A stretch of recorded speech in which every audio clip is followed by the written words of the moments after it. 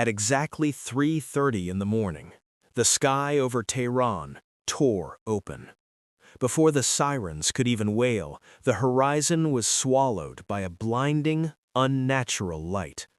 The silence of the night was shattered, not by thunder, but by the undeniable roar of war. For decades, the world had watched the Middle East play a dangerous, calculated game of chess. Shadows, proxy battles, cyber warfare. But tonight, the shadows vanished. The covert operations were over. The unspoken rules that had kept Iran, Israel, and the United States from direct, all-out confrontation had just been incinerated. To understand how we arrived at this terrifying precipice in 2026, we have to look back at the decades of mounting friction. A geopolitical fault line, trembling under the weight of nuclear ambitions, regional dominance, and shifting global alliances. Iran had spent years fortifying its position, projecting power through a complex network of allies across Lebanon, Syria, Iraq, and Yemen. Israel, viewing this expanding ring of influence as an existential threat, had drawn a definitive line in the sand. And the United States, bound by historic alliances and strategic interests, found itself anchored to a powder keg. Diplomacy had become a revolving door of ultimatums.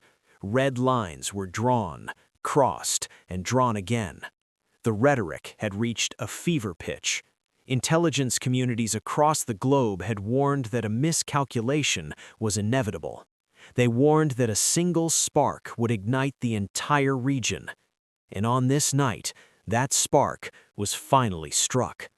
It began with a highly coordinated, devastating sequence of airstrikes. Fighter jets slipped through the airspace, their engines tearing through the stillness of the early morning. Missile defense systems scrambled, painting the black sky with frantic streaks of interception. But they could not stop the swarm. Multiple locations across the Iranian capital were hit simultaneously. Military installations, command centers. But the shockwaves rippled far beyond the military targets. In the heart of the city, ordinary lives were violently interrupted by the blast radius. One commercial building, housing local shops, took a direct hit. By some stroke of luck, the structure had been evacuated beforehand, leaving only the shattered, empty storefronts behind. But the psychological impact of the destruction was absolute. The sheer force of the assault left deep scars on the physical and emotional landscape of the capital. Retaliation was swift. It was not a matter of days, but minutes. Subterranean silos groaned as heavy blast doors opened. A barrage of ballistic missiles and drone swarms were launched into the night sky, tearing toward their adversaries. The escalation was no longer confined to borders. Radar screens across the entire Middle East lit up with hundreds of hostile tracks. Air raid sirens echoed through the streets of neighboring nations. The region was instantly plunged into a multi-front crossfire. The night air was filled with the deafening boom of defense batteries working in overdrive.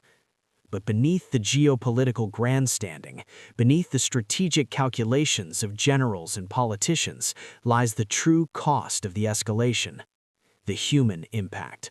For the civilians on the ground, the abstract concept of war became a terrifying, immediate reality.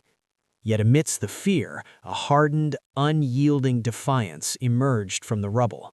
Voices on the ground made their fury known, directing their anger squarely at the United States and the perceived architects of the assault. These Americans thought they could divide us by force, with clubs, with missiles, one defiant survivor stated in the chaotic aftermath. They believed the strikes were a deliberate attempt to break their unity, to fracture the nation using overwhelming force. But the response from the streets was one of ironclad resistance.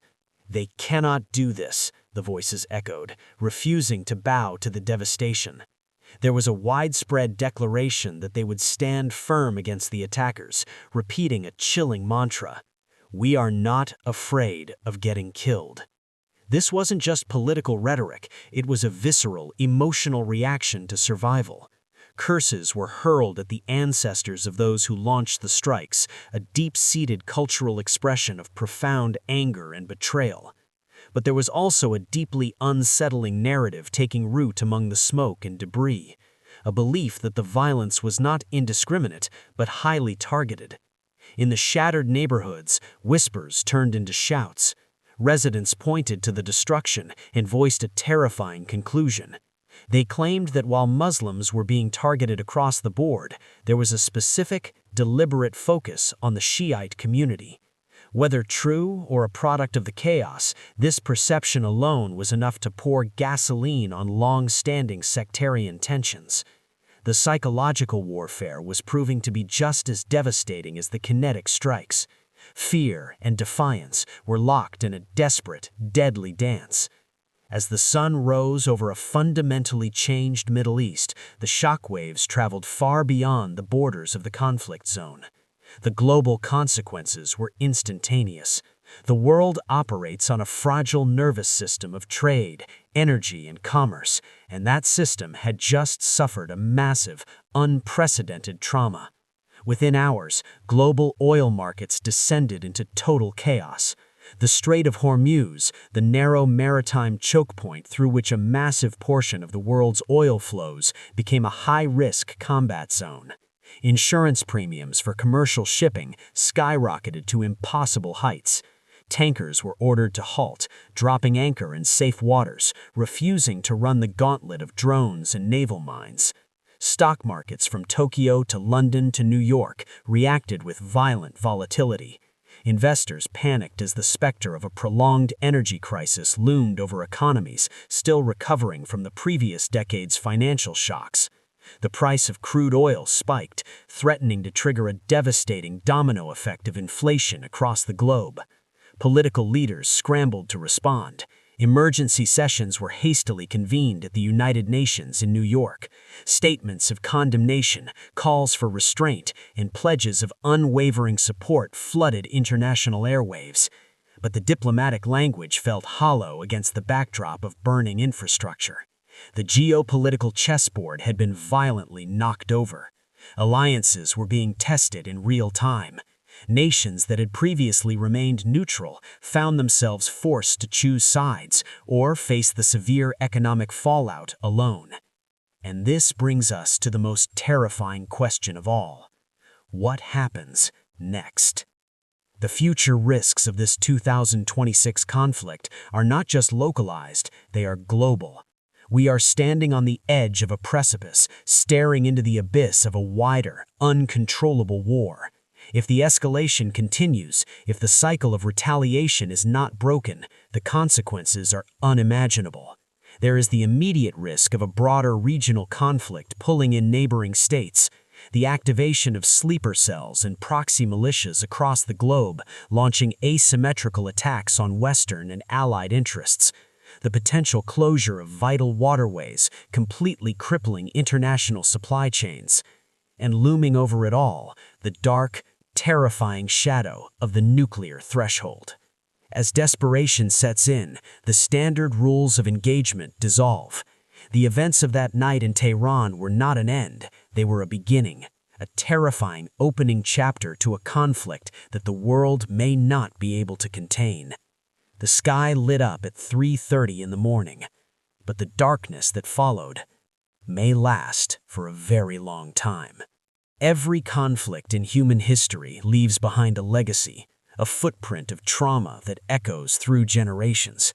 The strikes of 2026 will be no different. For the people who woke to the sound of their world ending, the political justifications mean nothing. The geopolitical strategies are just empty words discussed in safe rooms. All that matters to them is the dust, the sirens, the loss. They look to the sky not for answers, but with a grim anticipation of the next wave. The defiance we hear, the bold declarations that missiles and force cannot divide them, is a raw testament to human endurance. It is the unfiltered voice of survival standing its ground. But how long can endurance last under the crushing weight of an escalating war machine? How many empty storefronts and evacuated buildings will there be tomorrow? The rest of the world watches through screens. We consume the destruction in short, viral clips from the safety of our homes. We see the flashes of light, we hear the distant thuds, but we do not feel the ground shake.